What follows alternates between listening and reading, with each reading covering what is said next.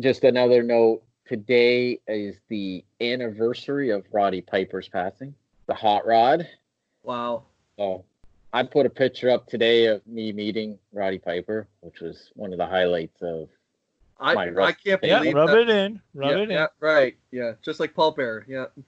Yeah, rub it in.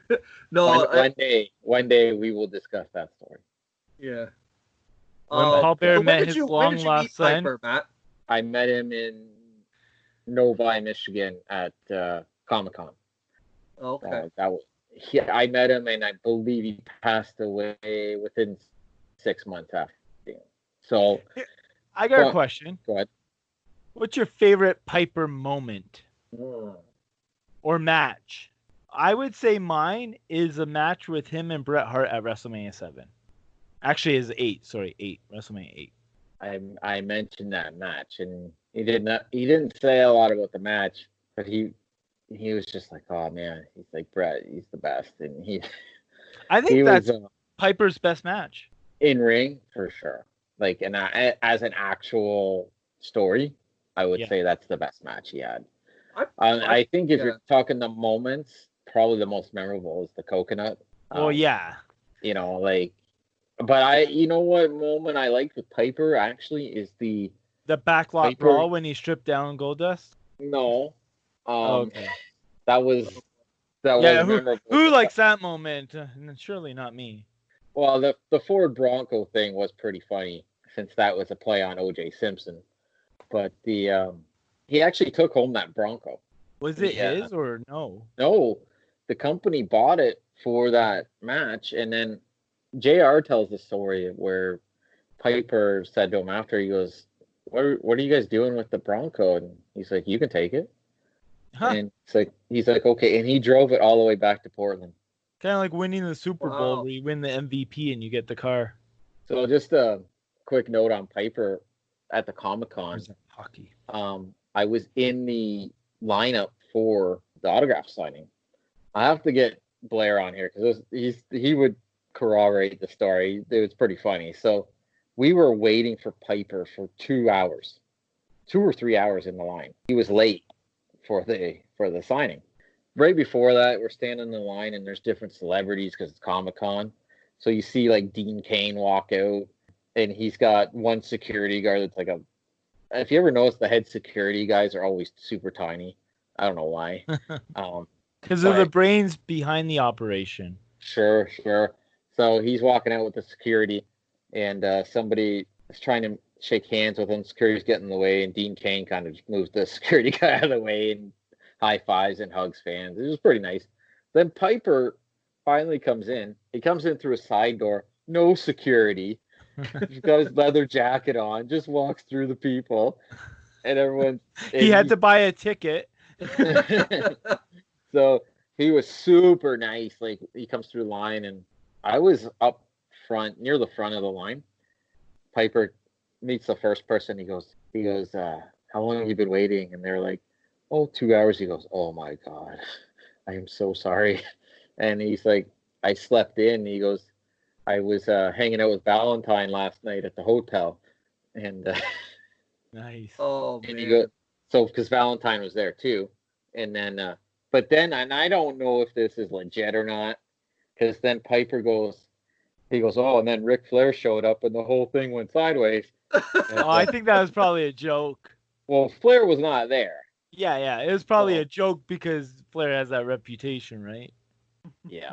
So, go meet Piper. There was a fan there. I'll never forget this. You know, like the life-size movie posters you can get? Someone had an original They Live poster. Wow. It was awesome. And he signed it for them. And I'm like, man, that is so cool. The memorabilia. I always like this at those signings when people have different memorabilia, because you get to see all the cool stuff people have got over the years, the magazines. And man, he signed for everybody. He took time with everybody. He gave everybody at least 10 minutes. So he made up for that being late. Yeah. But he was so nice. Like, when people would walk up, he goes, "Hi, how are you?" And he goes, "How's your family doing? Is everyone doing good? They're healthy and everything." Like, that's how he talked. Yeah. He was a genuine guy. Like, he was. Well, I'll tell you, that meeting. You know what? Meeting him Death. would have been one of definitely a big highlight in any wrestling fans. Meeting one of your favorites, meeting one of the greats. I mean, he was there. He was there just when the '80s wrestling Yeah. was big, and I mean I still have that. I still have a DVD that came out with the wrestling stars of the '80s or whatever, and I respect a whole lot of those people, and but Piper was one of those guys where I really wish I would have met him, and he seemed like kind of a cool dude, which I'm glad he was, and genuine guy. One memory, a couple of memory, just a real quick memory of me watching would be, Piper's Pit. I always enjoyed those talking segments with him because, comical or really or genuine, whatever whoever he was talking to. So, I really enjoyed that. So, really sad when he passed. Really, definitely hit. Yeah, I would say his passing hit me hit me pretty hard, and like he's the one that was on the list of I didn't get to meet that I really want to meet. And actually on my phone right here, which is kind of funny, is in my pictures I actually have this is not going to be great for podcasts, but if you guys can see, I have his tombstone, picture of his tombstone. Wow. Someone on Reddit posted it a while ago, and I saved the picture because I don't know. I just felt compelled to just save it.